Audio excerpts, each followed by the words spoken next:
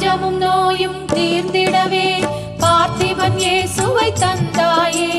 அஞ்சலி புரிவோம் அம்மாவே, ஆரோக்கிய தாயே.